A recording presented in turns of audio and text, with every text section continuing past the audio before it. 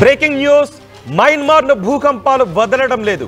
ఈ నెల 28వ తారీఖున 7.7 తీవ్రతతో భూకంపం సంభవించింది. దాంతో మయన్మార్ కుదేలైపోయింది. మయన్మార్లో ఎక్కడ చూసినా హృదయ విదారక దృశ్యాలే కనిపిస్తున్నాయి.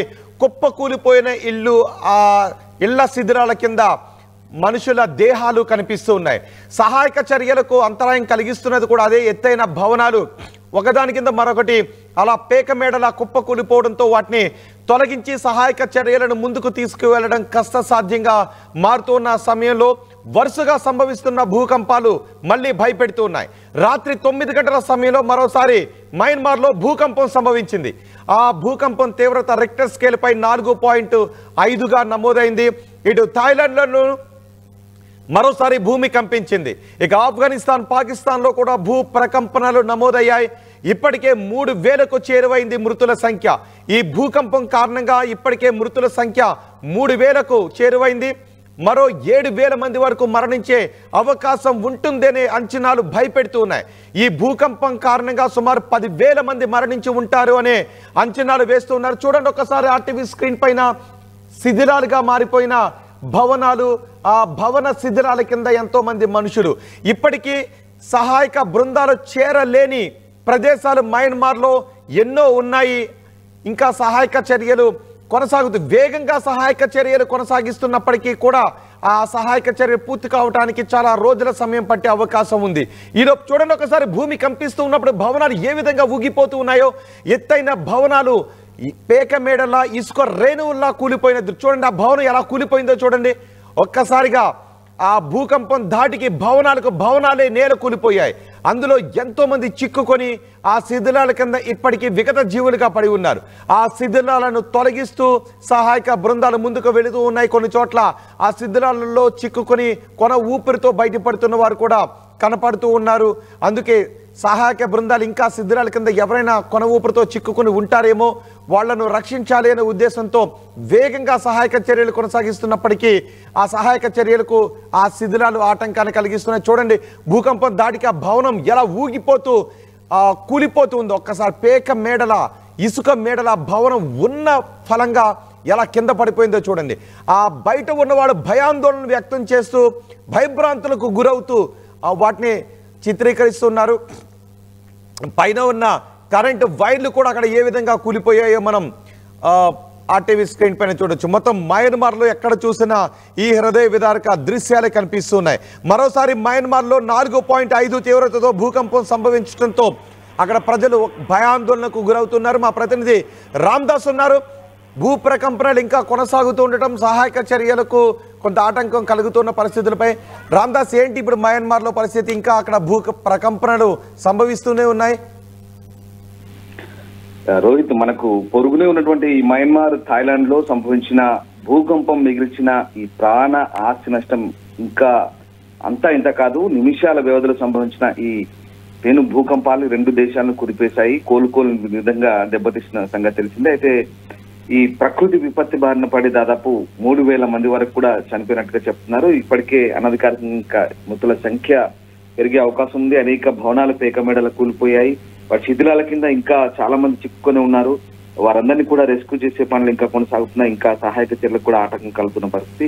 ఇదిలా ఉంటే తాజాగా మళ్ళీ మరొక భూకంపం అయితే సంభవించింది. ఇక్కడ ఇప్పుడు పాకిస్తాన్ లో, పొరుగునున్నటువంటి పాకిస్తాన్ లో ఈ భూకంపం సంభవించినట్టు చెప్తున్నారు. ఇప్పటి వరకు దీనివల్ల సంభవించిన ప్రాణ ఆస్తి నష్టాల వివరాలు అయితే ఇంకా తెలియలేదు. కానీ దీని తీవ్రత అటు ఆఫ్ఘనిస్తాన్ లో కూడా కనిపించింది. రెక్టర్ స్కేల్ పై 4.3 మాగ్నిట్యూడ్ గా నమోదైందని చెప్తున్నారు. తెల్లవారుజామున సరిగ్గా 2:58 కూడా భూమి కంపించింది. అట్ ద సేమ్ టైం మీరు ఇందాక చెప్పినట్టుగా రాత్రి 8:45 కూడా మరొకసారి మయన్మార్ లో భూ ప్రకంపనలు అయితే సంభవించాయి. దాని ప్రభావంతో మరొకసారి జనాలు బిక్కుబిక్కుమంటూ వణుకుతున్న పరిస్థితి. సరిగ్గా 8:45 నుంచి 9 గంటల మధ్యలో సంభవించినట్టు చెప్తున్నారు. 4.5 తీవ్రతతో ఇది నమోదైంది. థాయిలాండ్ లో కూడా మరొకసారి కంపించినట్టుగా చెప్తున్నారు. ఇప్పుడు థాయిలాండ్, మయన్మార్, ఆఫ్ఘనిస్తాన్, పాకిస్తాన్ లో దీని ప్రభావం కనిపిస్తుంది. ఇప్పటికే ఇప్పుడు మనకు థాయిలాండ్, మయన్మార్ లో సంబంధించిన భూ ప్రకంపనల దాటికి మృతుల సంఖ్య వేలలో ఉండొచ్చు అని చెప్తున్నారు.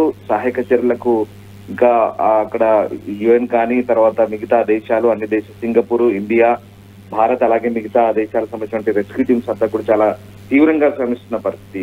మళ్ళీ ఇవన్నీ ఈ సహాయక చర్యలు ఓవైపు కొనసాగుతుంటే మరోవైపు ఈ వరుస భూ ప్రకంపనలతోని మరొకసారి అక్కడ చాలా ఇబ్బందికర పరిస్థితులు అయితే తలెత్తున్నాయి అనుకోవచ్చు. ఈసారి పాకిస్తాన్ కేంద్రంగా 2:58 కూడా తెల్లవారు ఈ భూ ప్రకంపనలు కూడా సంభవించాయి. అలాగే రాజధాని ఇస్లామాబాద్ కు వాయువ్యంగా ముల్తాన్ సిటీకి ఆగ్నేయంగా ఆఫ్ఘనిస్తాన్ సరిహద్దులను ఆనుకున్నటువంటి బలూచిస్తాన్ ప్రాంతంలో కూడా ఈ భూ ప్రకంపనలు సంభవించినట్టుగా చెప్తున్నారు. సో మొత్తం మీద ఈ భూ ప్రకంపనలతో ఒక్కసారిగా మళ్ళీ భయాందోళన ఏంటి అంటే నిపుణులు ఏం చెప్తున్నారు? వరుసగా ఇన్ని రోజుల పాటు అక్కడ భూ ప్రకంపనలు చోటు చేసుకుంటూ ఉండటంపై నిపుణులు ఏం చెప్తున్నారు?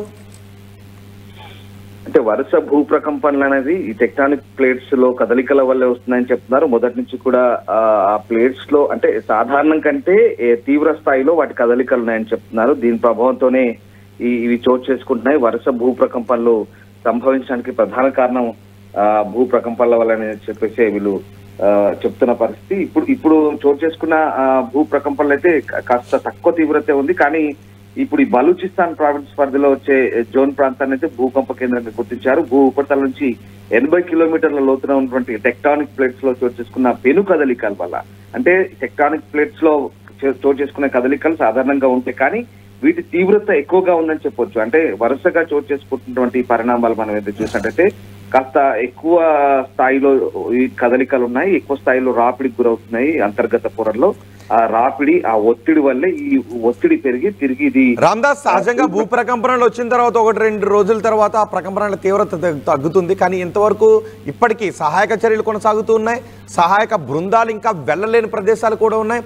ఈలో మళ్ళీ భూ ప్రకంపనలు సంభవిస్తూ ఉండటంతో అక్కడ ప్రజల పరిస్థితి ఏంటి? ఇప్పుడు మయన్మార్ లో అయితే చాలా దారుణమైన పరిస్థితి. నిజంగా బయట ప్రపంచానికి ఇంకా ఇప్పుడిప్పుడే తెలుస్తున్న పరిస్థితి, ఎందుకంటే అక్కడ మిలిటరీ ప్రభుత్వం ఉంది కాబట్టి. మయన్మార్ లో చాలా దారుణమైన పరిస్థితులు ఉన్నాయి. నిజంగా సర్వస్వం కోల్పోయి అయిన వాళ్ళని కోల్పోయి ఇల్లు శిథిలాల దిబ్బలుగా మారిపోయి వాటి కింద ఇంకా కొంతమంది బతుకున్నారా, కొంతమంది శవాలుగా ఉండి ఎక్కడికక్కడ గుట్టాలుగా శవాలు కుళ్ళిపోతున్న పరిస్థితి మయన్మార్ లో అయితే. థాయిలాండ్ లో కాస్త టెక్నాలజీ ఉంది, కాస్త మ్యాన్ పవర్ ఉంది, తీసుకోగలుగుతున్నారు, అక్కడ క్లియర్ చేసుకోగలుగుతున్నారు. కానీ థాయిలాండ్ లో చాలా దారుణమైన పరిస్థితి ఉంది మయన్మార్ లో.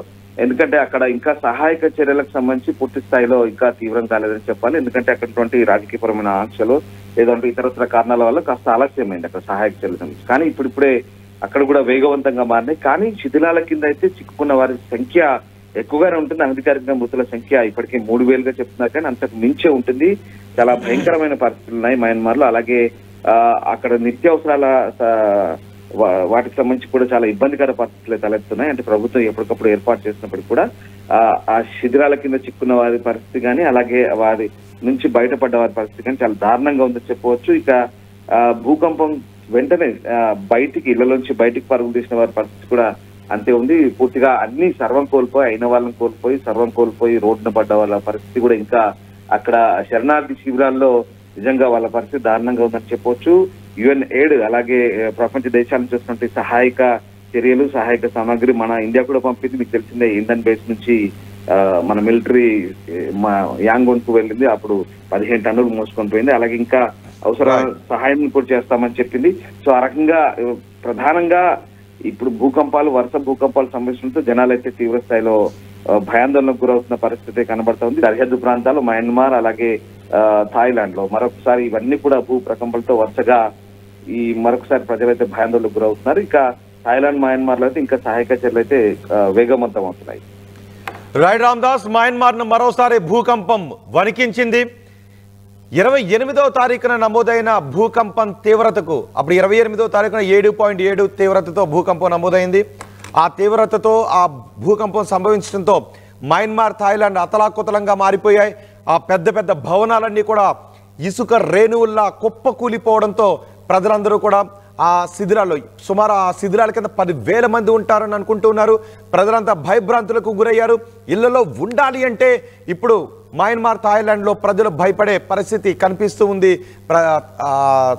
ఆ భూకంప బాధితులందరూ కూడా ఇప్పుడు రోడ్లపైన సహాయక శిబిరాల్లోనూ ఉంటూ ఉన్నారు. ఆ శిథిరాల కింద ఎంతో మంది ఇంకా విగత జీవులుగా పడి ఉన్నారు. భారత్ కూడా మయన్మార్ థాయిలాండ్కు సహాయ సామాగ్రిని పంపించింది. రెస్క్యూ బృందాలు అక్కడ నిరంతరాయం సహాయక చర్యలో పాల్గొంటూనే ఉన్నారు. శిథిరాలను తొలగించుకుంటూ ఆ శిథిరాల కింద చిక్కుకున్న వారిని బయటకు తీసుకుంటూ వెళ్తూ ఉన్నారు. ఇప్పటి వరకు సుమారు 3,000 మందిని గుర్తించారు. 3,000 మంది మరణించినట్టుగా చెప్తున్నారు.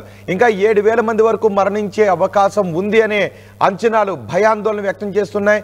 ఒకవైపు సహాయక చర్యలు కొనసాగుతూ ఉంటేనే మరోవైపు సంభవిస్తున్న భూ ప్రకంపనలతో ఇటు థాయిలాండ్, మయన్మార్ ప్రజలు అల్లాడిపోతున్నారు. రిక్టర్ స్కేల్పై మరోసారి 4.5 తీవ్రతతో భూకంపం సంభవించింది. ఇటు థాయిలాండ్లోనూ మరోసారి భూకంపం సంభవించింది. ఇటు ఆఫ్ఘనిస్తాన్, పాకిస్తాన్లో కూడా భూ ప్రకంపనలు సంభవించాయి. Fast track your career with programs tailor-made for the industry.